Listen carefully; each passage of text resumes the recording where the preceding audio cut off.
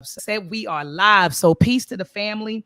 Welcome to another Read Book Club discussion. Today we are discussing chapter 2 of Booker T. Washington in Africa, The Making of a Pan Africanist. The Making of a Pan Africanist by Dr. Tyrene Wright. And so I just want to salute the first person, and we were talking about you, Brother Simsu. Brother Shimsu was the first person, Brother T, in the chat. And he said Hotep, but I knew he would be here because as I've shared in previous discussions, or as I stated in previous discussions, Brother Shimsu, during our when it was the R.E.A.D Book Club and we were discussing Blueprint for Black Power, I remember him just advocating, for Booker T. Washington. And he was like, that's my man. Da, da, da, da. And we like, what? Here we go. He was accommodationist. He was taking money from white people. He was an Uncle Tom. He was this. And he's like, no, no, no. And he was trying to tell us, at that particular time. But we weren't operating, with the knowledge that he was operating with. He was operating. He already knew the truth. He already had the truth. He already did his homework. And so we were really expressing our views and our opinions from a place of ignorance. That's right. During those discussions. And, I'm humble enough to come back and say I was very, very ignorant of who Booker T. Washington is, because they say that we should speak of our ancestors in the present tense, but but I, was ignorant of who he is and what he was doing and trying to accomplish for our people. So I humbly apologize for that, Brother Simsu, and I appreciate your patience with us during that time. So I can only imagine how frustrating it was, Brother T. How like you have a certain level of knowledge about something, and then someone is, they don't have that knowledge, but then they're telling you, they're pontificating their views and opinions on something, and you're like, wait a minute. And so I remember that and those intellectual spars, but we're here today nonetheless, family. So go ahead and Brother T, introduce yourself to the listening audience. Hello, family. Once again, how you doing? My name is Brother T. I'm known as JT Corn Rings on YouTube, where I talk about coin from all around the world, and also my ability to make those coins into coin rings. You can check me out on my channel, JT Corn Rings, but also every week with my sister, my beloved sister, Dr. Oya Mayat, here at the R.E.A.D Book Club, ready to tackle and talk about this spectacular chapter, chapter 2. Absolutely. And chapter 2, Brother T, was so, it was like a lot of stuff I did not know. As it relates to Pan Africanism. The names, Marcus Garvey, some of the common names, Martin Delaney, some of the common names I was familiar with, but there were some names that I was like, wow, I gotta go a little deeper. Like I'm highlighting, I'm like, okay, I didn't know about this person. I gotta dig a little deeper. And so anyway, this chapter, family, was very, very powerful. In chapter 2, well, before I get there, I want to acknowledge some people in the building. I see Sister Crystal Denise. She's in the building. She says, greetings, families in Hotep. Sister Crystal, I had a ball. Brother T, I had a ball with her students. Oh, wow. Yes, she has a weekend academy, and Sister Crystal, tell me in the chat. I don't want to butcher it. I think it's called the R.E.A.D Academy. It's like an African-centered weekend school. I believe it's an African-centered weekend school. And she brought in myself and Professor Akil Parker to talk to the babies about, STEM. And so it was so beautiful, Brother T. We did we talked about different engineering disciplines and the engineering design process. And then we concluded, the lesson, of course, with a hands-on activity for the children. And she has these pictures on her on her Facebook page. So Sister Crystal, I really, really appreciate the opportunity to impart knowledge to your children. I thank you for giving me that opportunity. I don't take that for granted. I jump at any opportunity, Brother T, to educate the babies. That's something that's very, very important to me. And so, Crystal, I do thank you for the invitation. And please, Queen, invite me back. I see Sister Marcia Pender. Marcia Pender's in the building. She said, I think we were all somewhat ignorant of Mr. Washington and appreciate this discussion. We are all learning. Ashe. I couldn't have said it more. Peace to brother, JW is in the building. Peace to you. Jais Raez. I hope I didn't butcher your name, Queen. She said, AKA Mama Mysterious. So peace to you, Queen. Thank you so much for joining the discussion. Peace to you, sister. A beautiful mind. I see you in the building, Brother Ray. Peace to you, Brother Ray. All right. All right. And Miss Oil Lady is in the building. Peace to you, Miss Oil Lady. She says, peace and greetings. Enjoyed the Decoration Day information. Thank you so much for that. Thank you so much for that, Queen. And so, anyway, family, let's jump into chapter 2, Brother T. Yes. And what I can say, family, is in this particular chapter, Dr. Wright gives us some insight Mhm. into the life of, or the childhood of, Booker T. Washington. So she walks us through his childhood. Brother T, I didn't know that he was biracial. Right. I was like, what? Like, I mean, not that, I just didn't know, like Right. I didn't know, that I'm not surprised, especially during that time when you had a Hmm. lot of women, they were being raped by, their slave masters, so it wasn't a surprise to me, but she talks about how he was a biracial um, gentleman. He never knew his father. Right. He grew up in a one room, I'm gonna say shack, because that's what they were. I've seen it with my own eyes.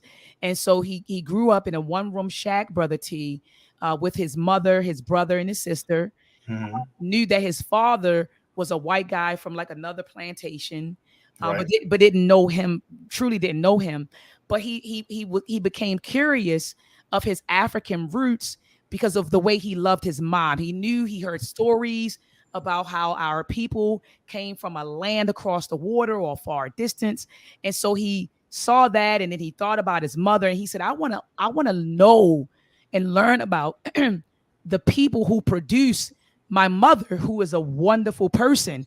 And so he began to do a deep dive into studying African history, and beyond the images that he was exposed to, because during that time, Brother T, and Dr. Wright talks about this. Hmm. Oh, I hear some stuff during the time. Yeah, that Dr. Wright, during the time that he was living, a lot of the information that was disseminated about Africa was very derogatory and very negative. And of course, that shaped that in turn uh, fostered negative perceptions within us about Africa. And so he went beyond that and began to study Africa. Did you want to jump in, Brother T? You did a great summary of the first couple of pages of the book that Dr. Tyrene Wright put together. I love the fact that she placed certain quotes in the right places, and I wanted to start off with the quote that I love that Booker T said about his mother. Mm. He said, "A race that could produce as good and gentle and loving a woman as my mother must have some good in that." I'm sorry, let me read this again. A race that could produce as good and gentle and loving a woman as my mother must have some good in it that geographers had failed to discover. Booker T. Washington. He said this about his mom, and as Sister Crystal put in the chat, he had so much adoration for his mother that it drove him into wanting to know more about her. Being raised in that one bedroom home or shack, he realized how his mother took care of his brother and his sister and himself. And he just wanted to know more than the general knowledge that was given to most people. That desire fed him. That desire moved him to learn more about the continent. And learning more made him the Pan Africanist that we're learning today. So Absolutely.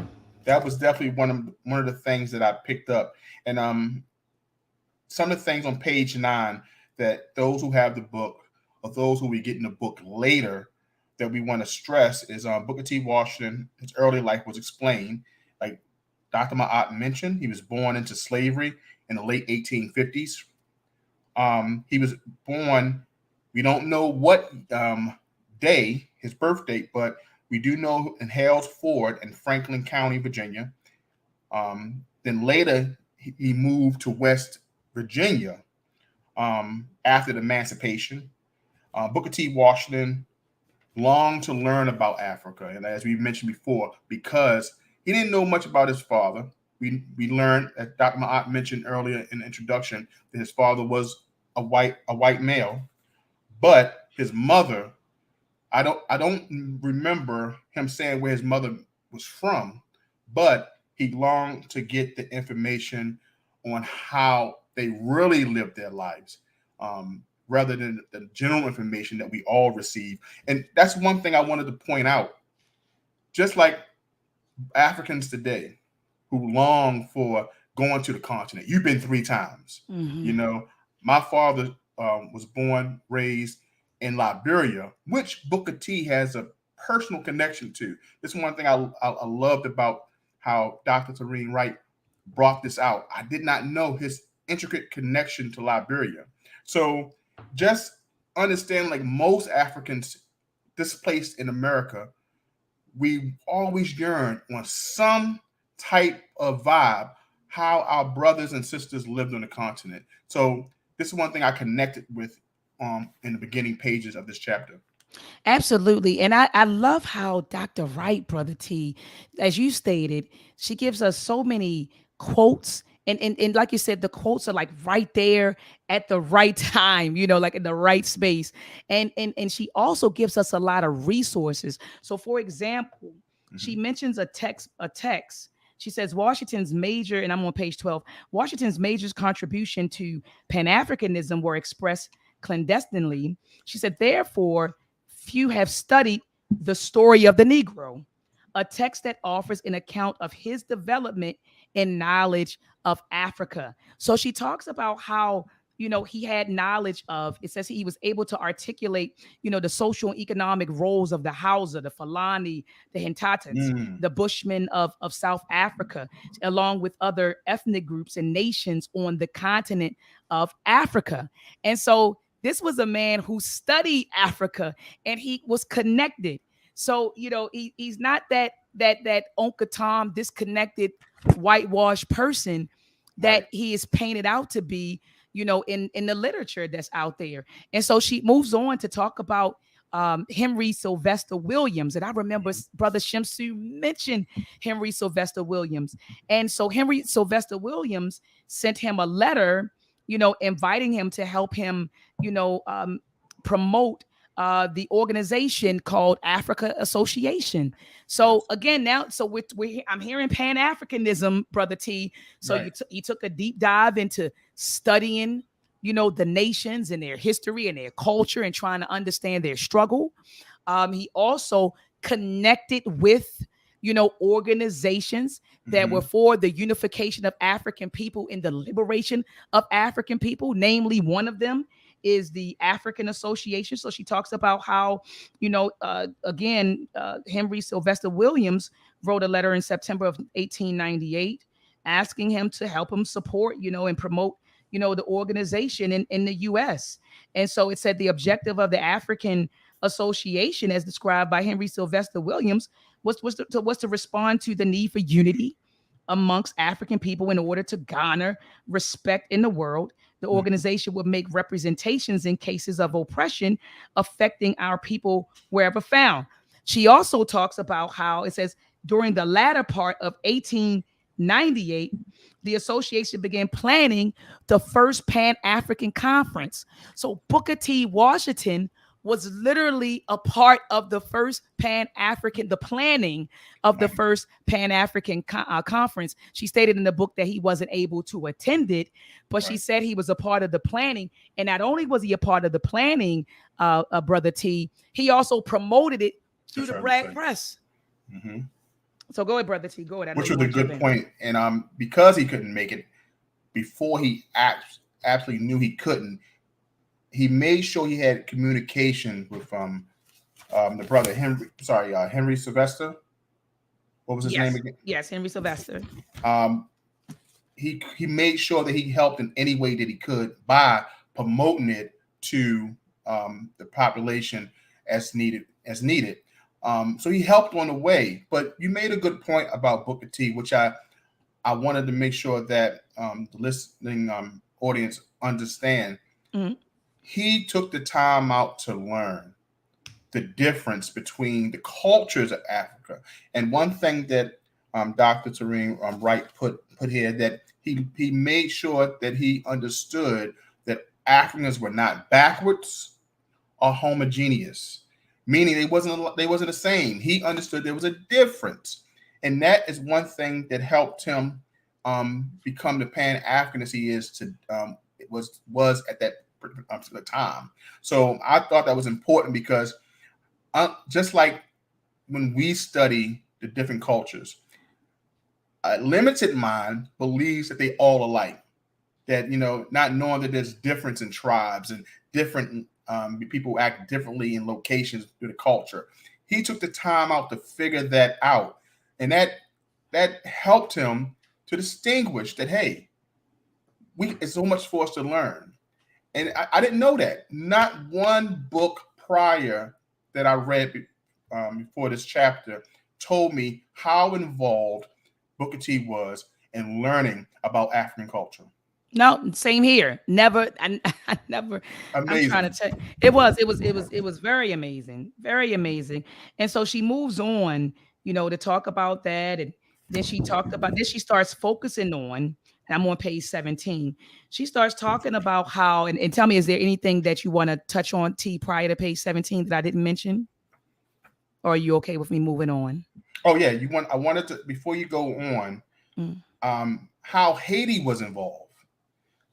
He talked about on page 16 how Haiti was involved. And let me see. Haiti produced a wing of Pan Africanists who created, and his one of the Pan Africanists in Haiti was John Prince Mars and Louis Joseph. So just as Africa in Jamaica, just as in Liberia, there were other places that Pan Africanists start to be born. And we can't forget Haiti as the first Black republic. They also emerged as one of the biggest. And on page 16, I want to read on the last paragraph. Okay, it says that the African population in Haiti produced John Prince Mars and Louis Joseph, who repeatedly explained that Haiti was the embodiment of the irresistible force of United Africa. So they understood, because of their culture, because of what their country went through, and they realized they probably had all types of brothers and sisters from the continent of Africa who was mixed there, who came there, that they were the embodiment of the United Africa. So just wanted to bring that point that there was Pan-Africanists being created all over the world that believed in this singular Africa is united. Absolutely. No, absolutely. And so moving on to page 17, she begins talking about the relationship between, or that connection between Booker T. Washington and W.E.B. Dubois. And also she moves from there to talking about his connection or his relationship with Marcus Garvey. And so she starts by mentioning his book, Souls for Black Folks. I got to be honest, T, and I'm going to try to read it again. When I tried to read it as a younger person, okay, I don't know if it was the language and the way that it was written. I just couldn't get through it. And maybe at that particular time or that stage in my life, maybe I just, I don't know. Maybe I couldn't comprehend what I was. I don't know, but it was a really hard read for me.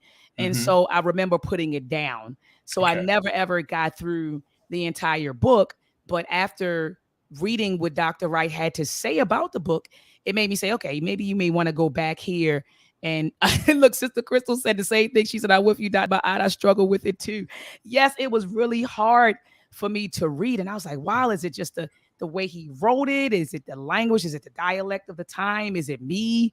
Is it his writing style? Like, I just don't know what it was, but I had to put it down. But I can honestly say reading this book has resurrected an appetite, for me to read it. And look, Sister Penda, she said, I just had my 3 8th grade boys read that book. She said it wasn't easy for them, but it was such a great assignment. Yeah, I couldn't get through it, and so I salute those boys for reading the book, because I couldn't get through it. But again, but again, like I said, I was a younger person at that time, and when I say younger person, we're talking about 20 years ago. Okay. Younger person, and I couldn't get through it. But anyway, she moves the discussion into that, and she's saying that W.E.B Dubois wrote an entire chapter entitled, what was it called, Mr. Washington. I'm looking for it right now. There was a chapter in there.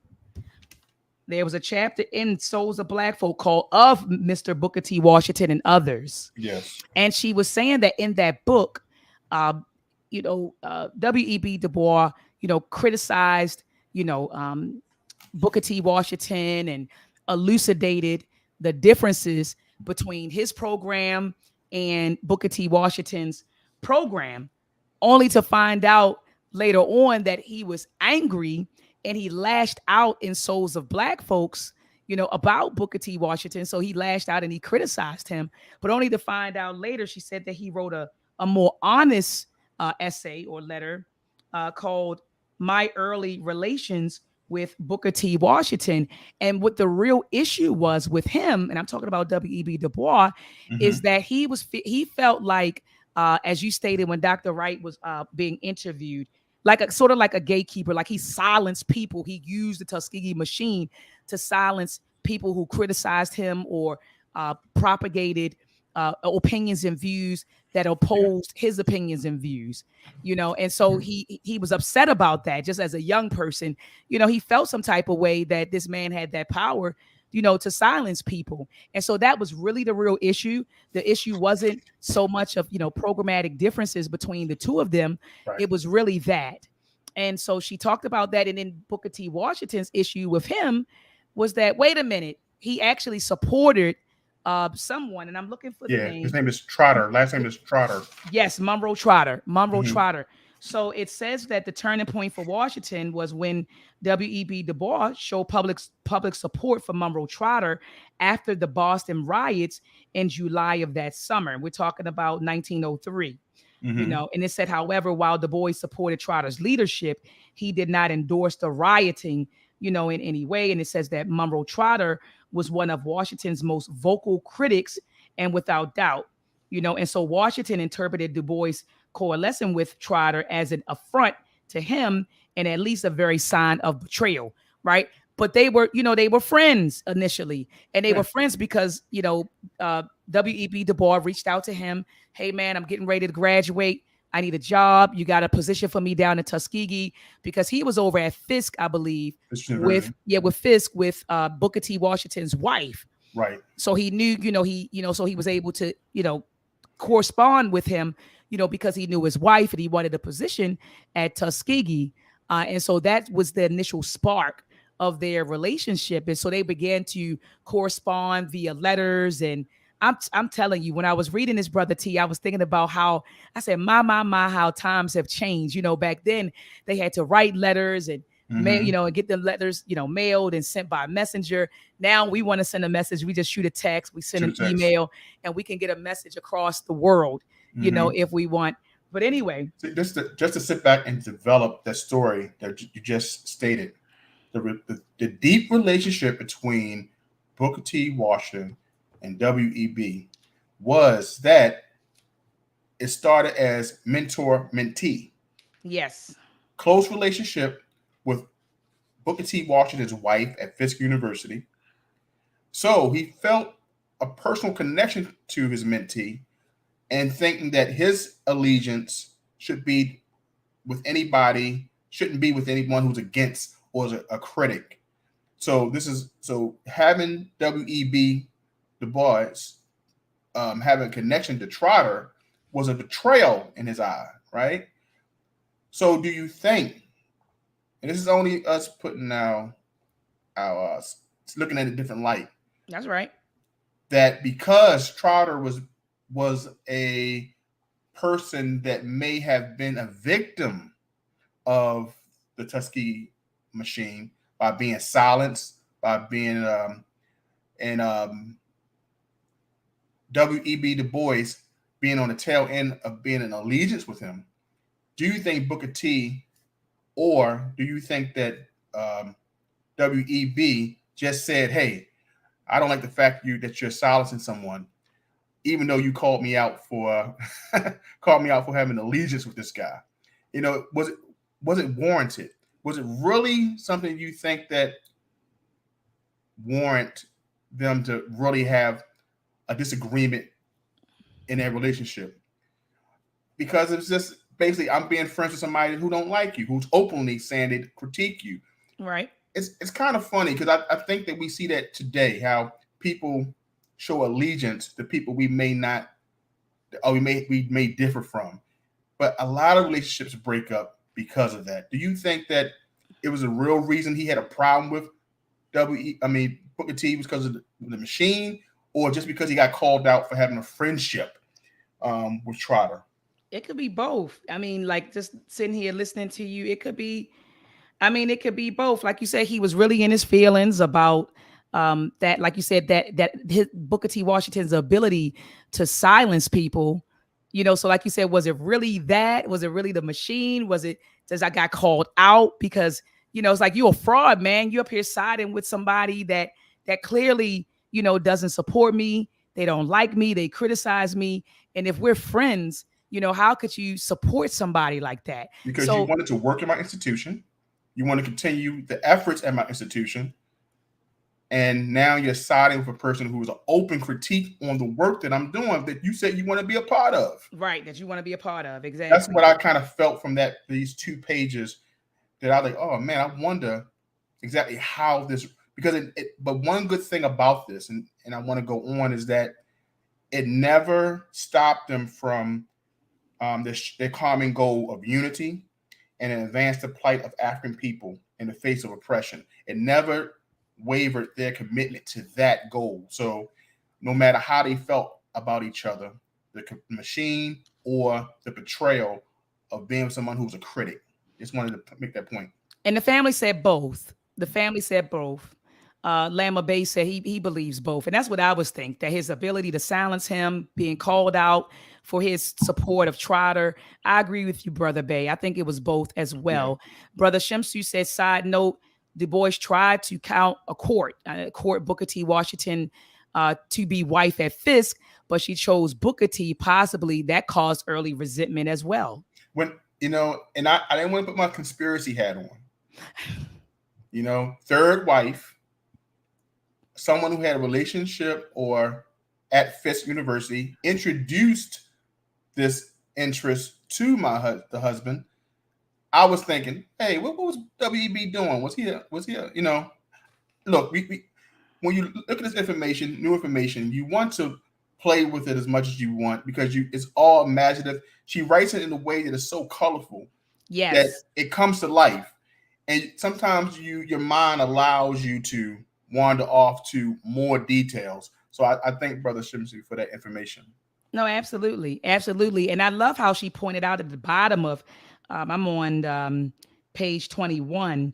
At the bottom of this particular page, she talked about how the first Pan African Conference, it says Du Bois organized, following the first Pan African Conference, Du Bois organized the Pan African Congresses, which influenced the political consciousness and climate amongst African leadership, who ushered in a wave of independent struggles that was spread across the continent of Africa. So then she starts talking about when the first Congress took place in Paris in 1919. The second Congress took place in 1921.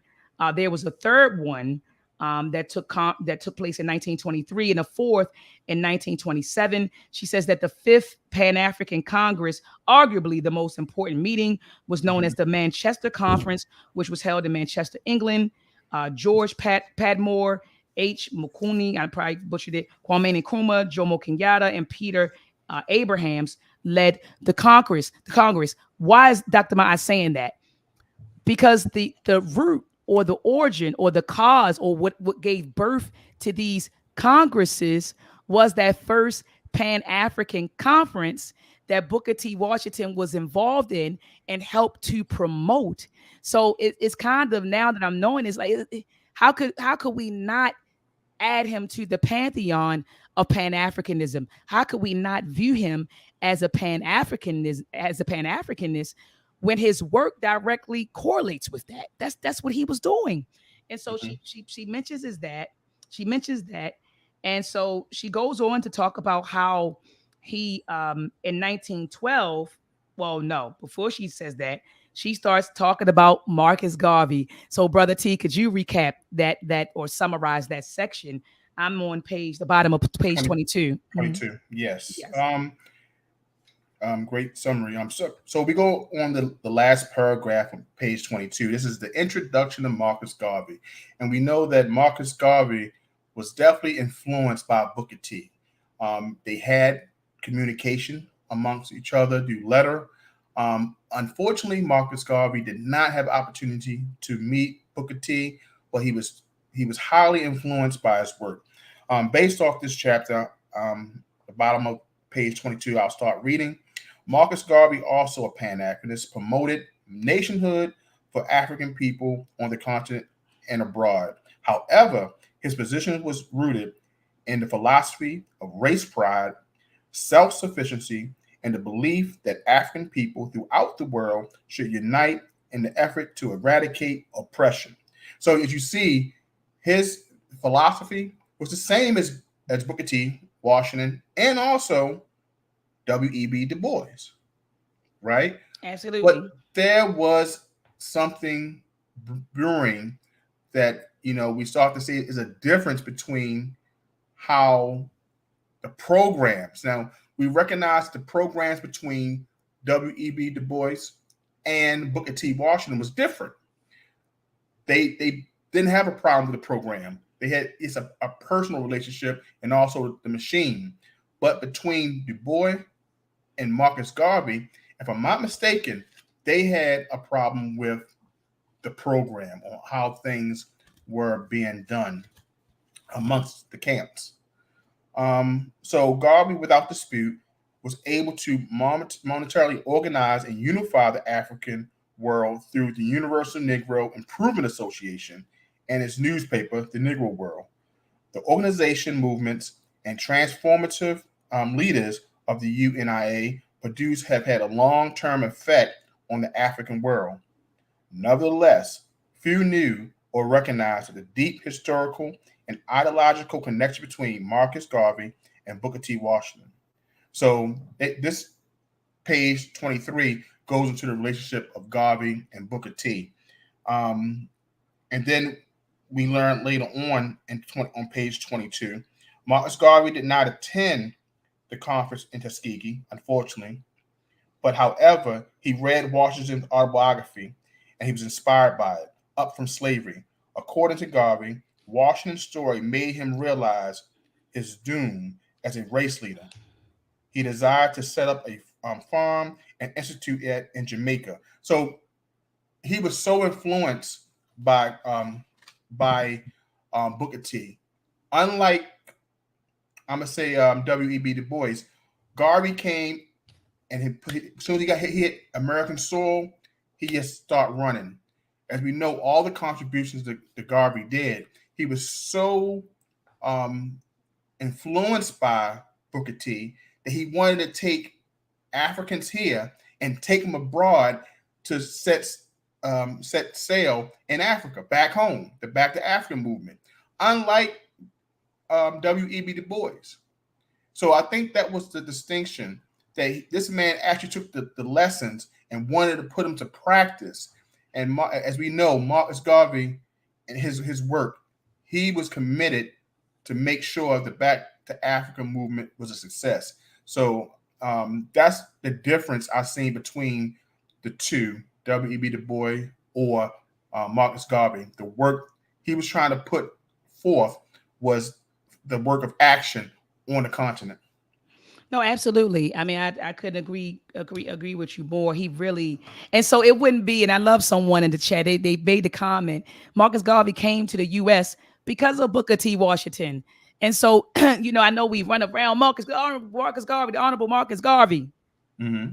but the Honorable Marcus Garvey, really, when you think about it, Brother T, and this is not to diminish, him, it's just us, all of us. We're products of people who poured into us. Yes. The Honorable Marcus Garvey, when I think of him, I think that he was like the embodiment of all of his predecessors. So you had Booker T. Washington, Martin Delaney. She calls them out in the chapter. I just got to look for it.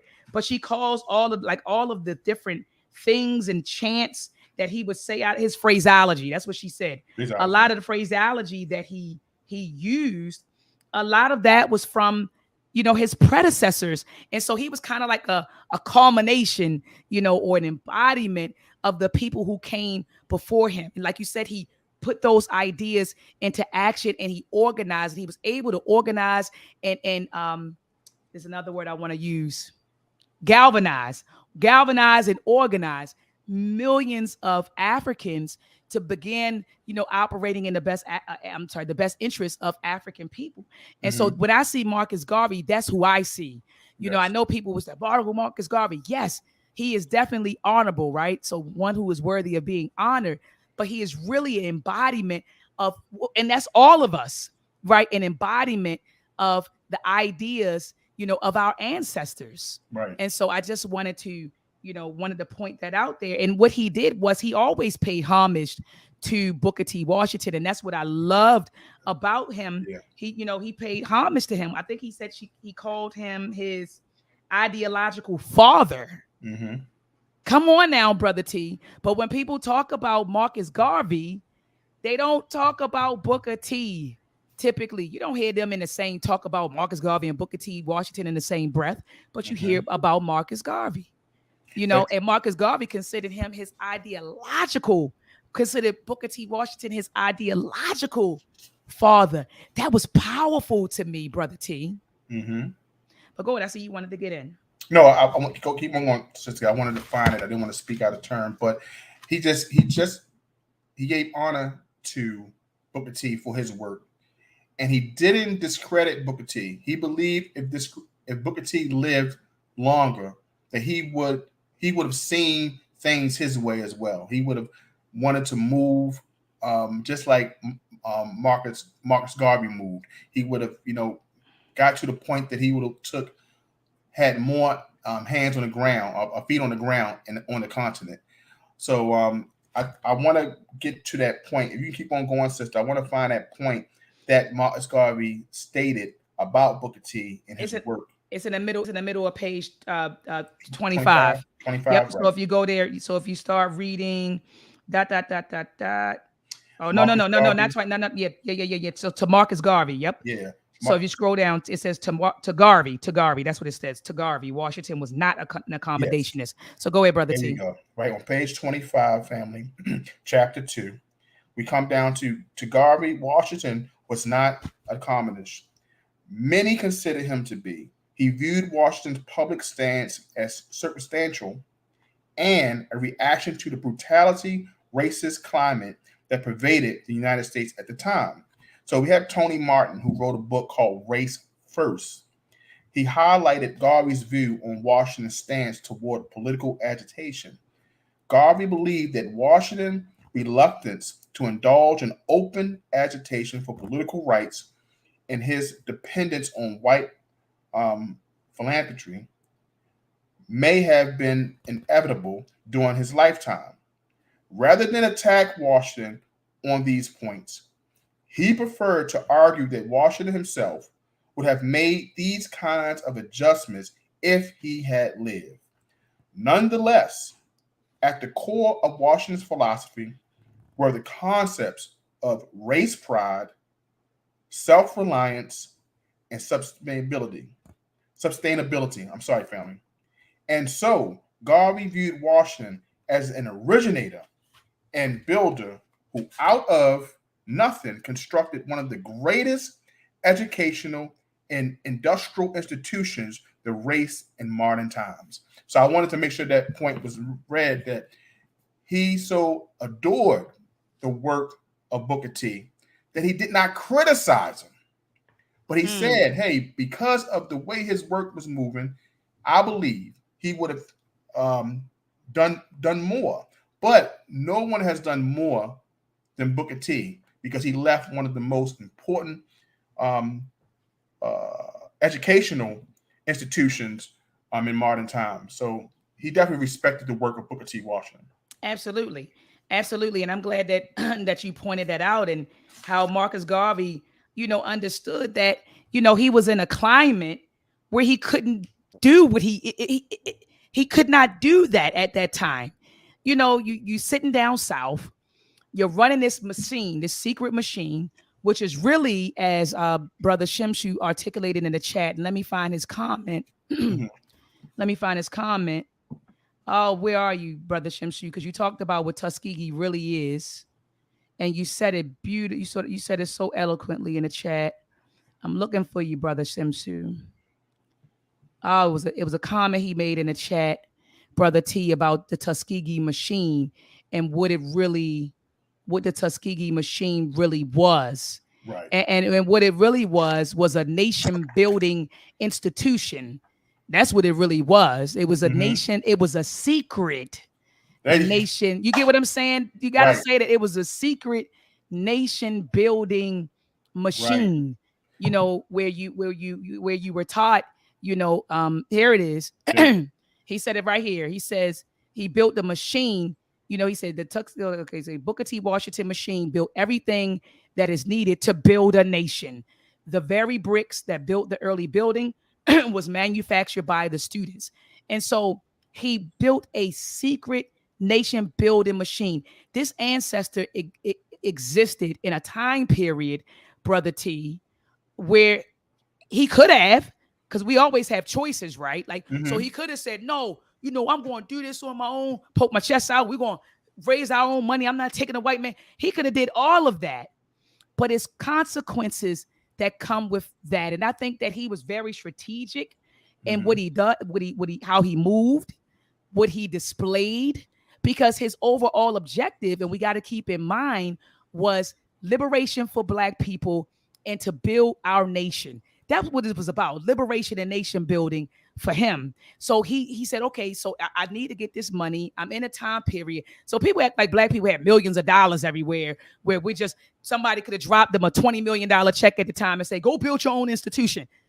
This is a time period where we're like fresh out of slavery. And you think we could have just gotten millions to just build our own? No. So he had to put on a face. He had to put on a mask, and he had to move a certain type of way. It wasn't Facebook, family. It wasn't social media. It's not that where you just tell everything to everybody. It wasn't that.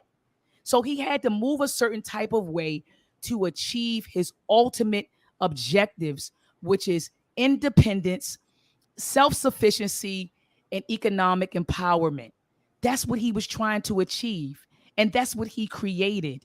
And so I salute the Honorable Marcus Garvey for recognizing, I'm not going to criticize his brother for the way he moved, the way he got his money, the front that he put on. Marcus Garvey basically said, I understand. I get it.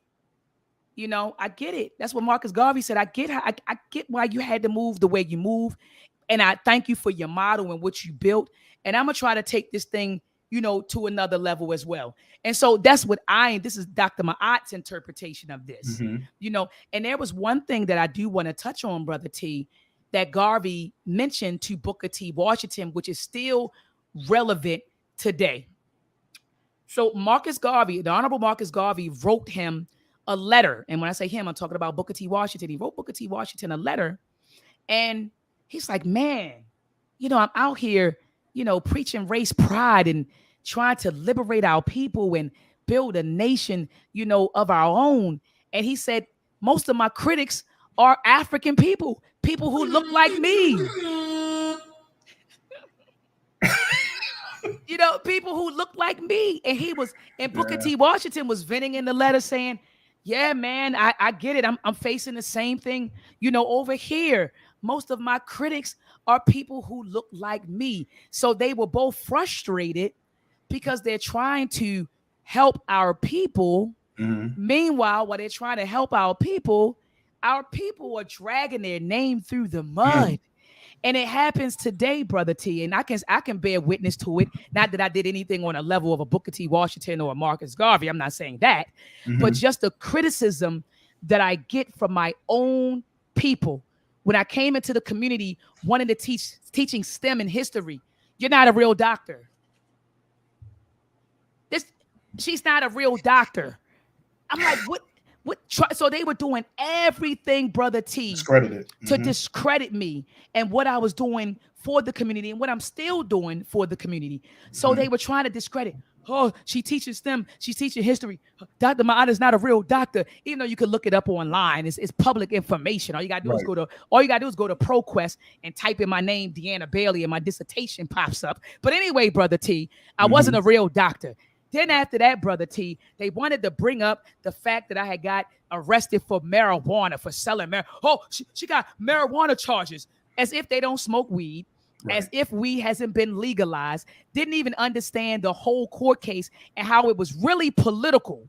What happened to us in Baltimore during that court case was really political. My lawyer at the particular time, Warren Brown, he said this. He said, I don't think you all understood what you were doing. You all were running an enterprise and making thousands of dollars. And when he said, when he went into the judge's chamber, they didn't even care about marijuana.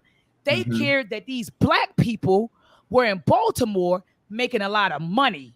That's what they cared about. So he said, what happened to you all was very political. And now you see what happened. Now the government has legalized marijuana, and they're making billions of dollars off of it. But our people want to attack me for selling the same substance that either they have smoked or that the government has now legalized. So it's just like any little thing to discredit, they will. And so I felt, Brother T, I can't tell you enough. When I read those letters, I said, aha.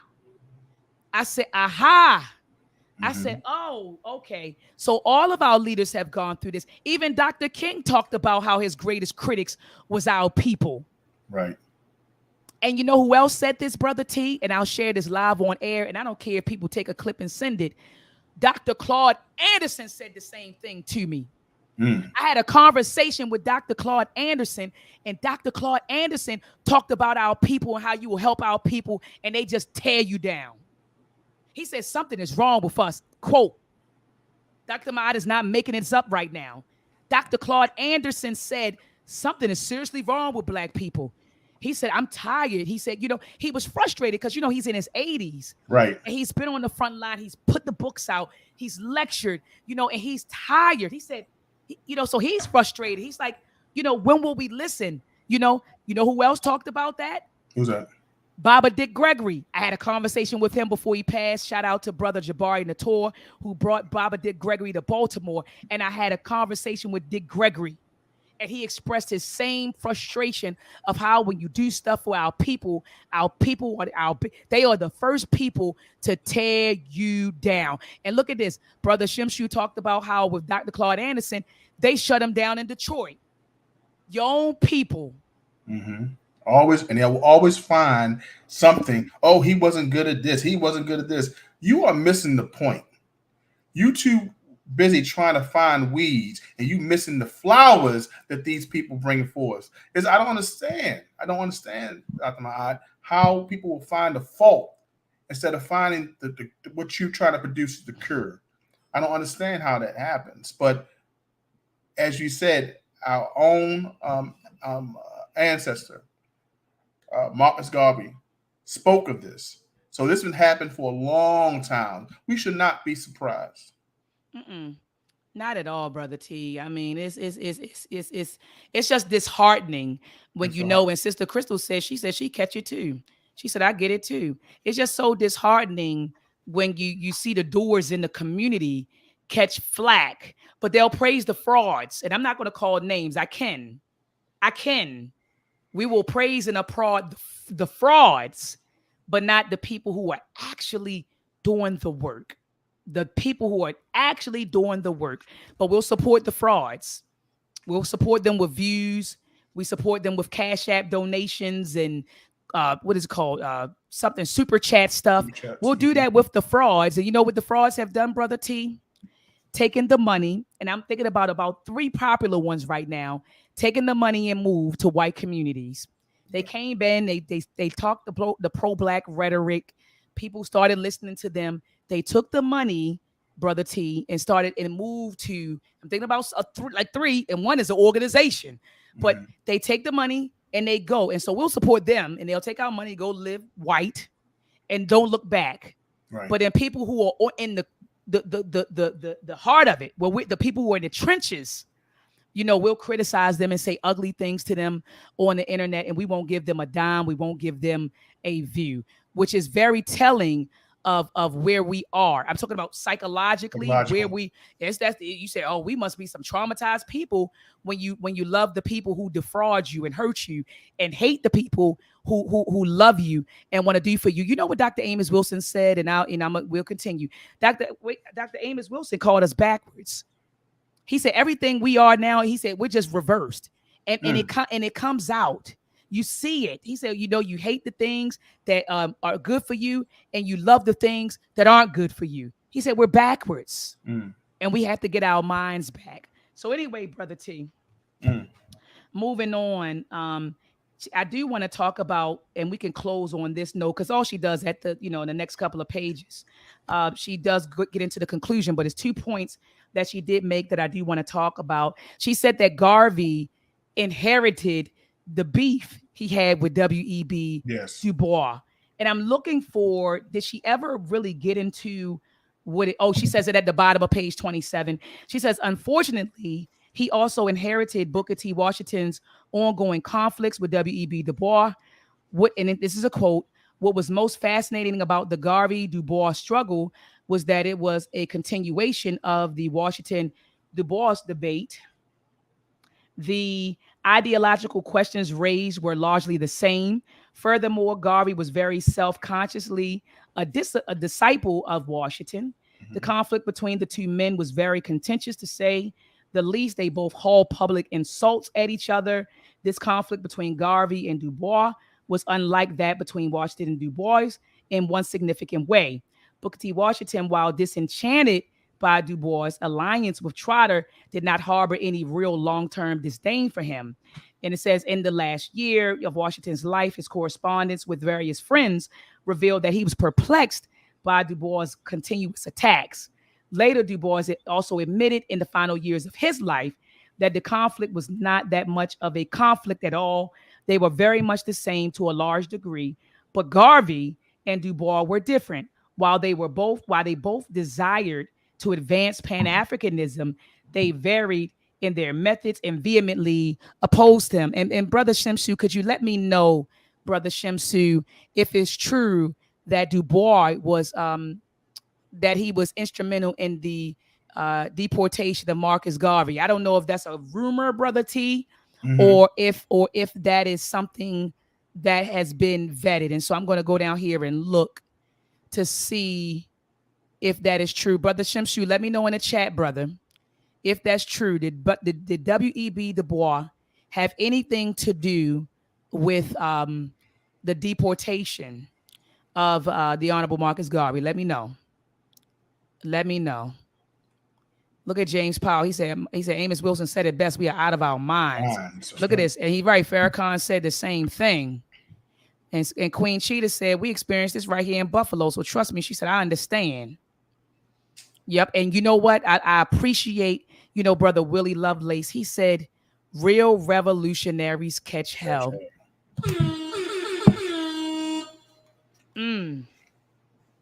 I mean, come on. I mean, that was fire. That was definitely fire. But let me see. Look at this. People going in the chat. I didn't see this. Look at Shamsu said the Black Lives Matter took the money and purchased, a $1.4 million. Absolutely. And these are the people that will sit there, we'll hashtag them and support them, and then when they make a certain amount of money, they're gone. So Brother Shamsu, he said, yes, him and, okay. He said him and A. Philip Randolph had him deported.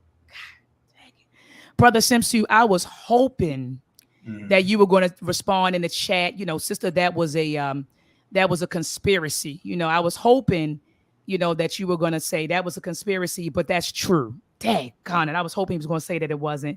And he said Philip A. Randolph was involved in the deportation of Marcus Garvey. So all about this fraud case was, and help to get him out of here. Set up. Mm.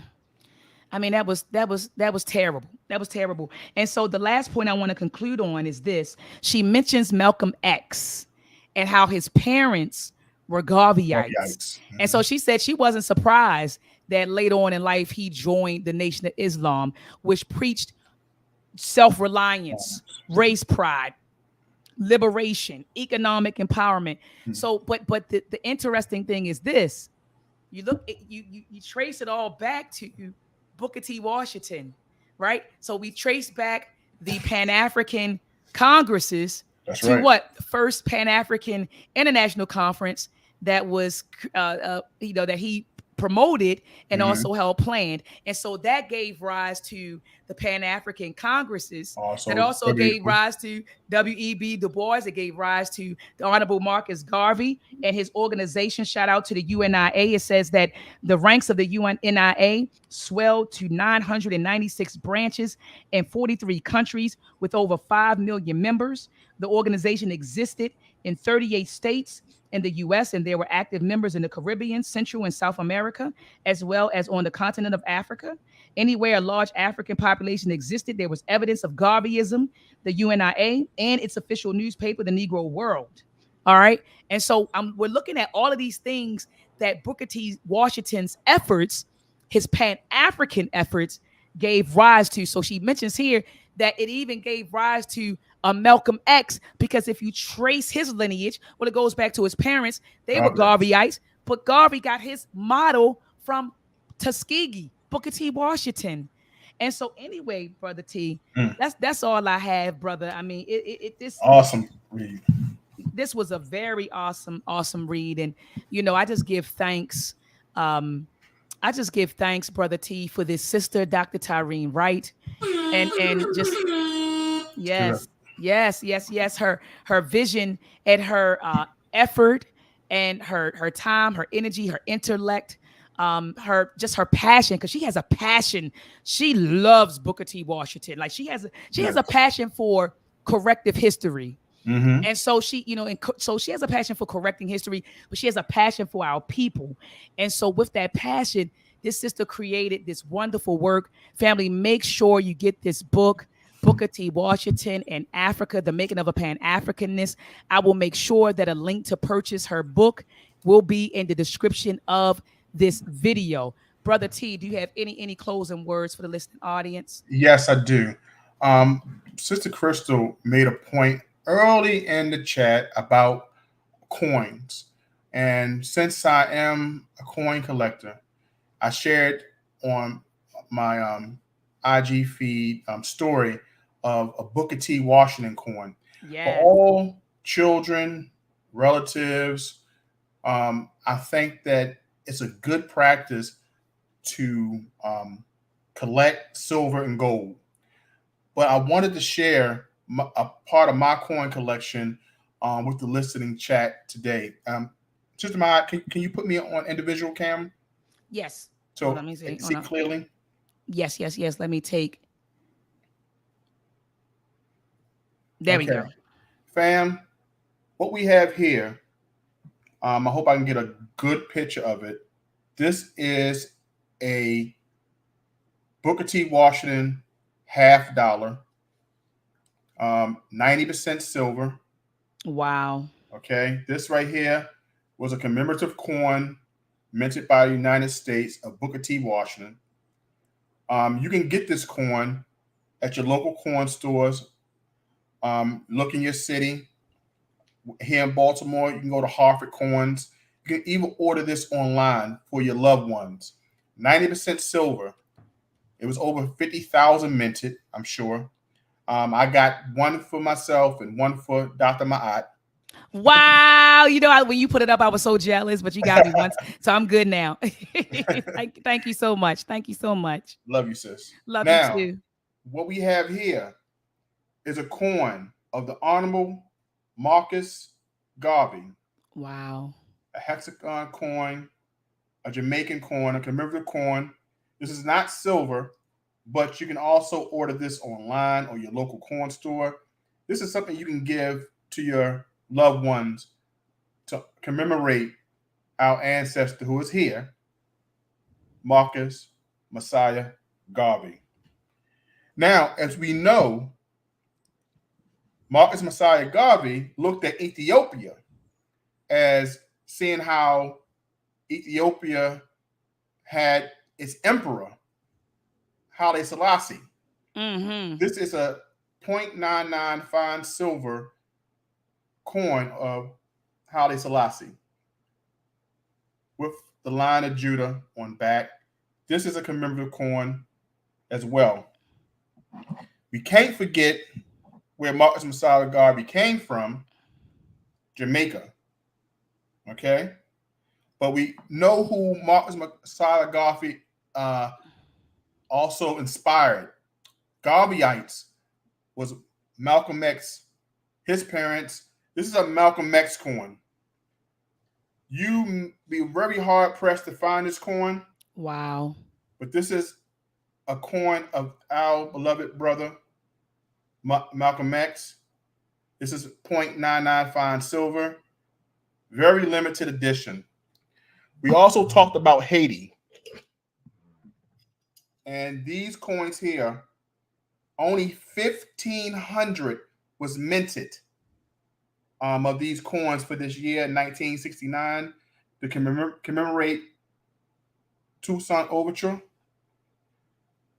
And I have a whole set. This coin here, this is Haiti. We did talk about Haiti in this chapter as well. So I wanted to share that. And we also talked about Liberia. This coin here is from the colonization that started in America that first sent Africans over to Liberia. This coin was from the 1800s. So as I'm showing, family, is that we can get coins that represent our ancestors that we can give to our children so they can understand. Let me start studying our great ancestors and collect it. So it's not just about collecting U.S. coins. You can collect coins from all over the world, preferably of our great ancestors, such as Booker T. Washington. Absolutely. Brother T, thank you so much for sharing that. And I didn't even know you had all of that. Yes, I have your coin right here, sister. Yes, thank you so much, Brother T. I do appreciate it. No and just you had so many powerful coins. And like you said, we can get them, have them, give them to our babies. Yes. And then they're worth something, right? Like, right. You know, they're, oh my goodness. Like you said, it's a beautiful way to do this. And so Sister Crystal said, yes, Brother T, definitely need you to speak to us here in MS Mississippi, or was that's Mississippi, right? Because Massachusetts is MA. Yeah. Dag, Sister Crystal, I didn't know you were down in Mississippi. I didn't know that's her accent isn't that heavy. Okay. No, like that Southern, you know what I mean? Like it's not that heavy when she talks to me, it doesn't sound that. Yes. I see, sis. Be my pleasure, most definitely.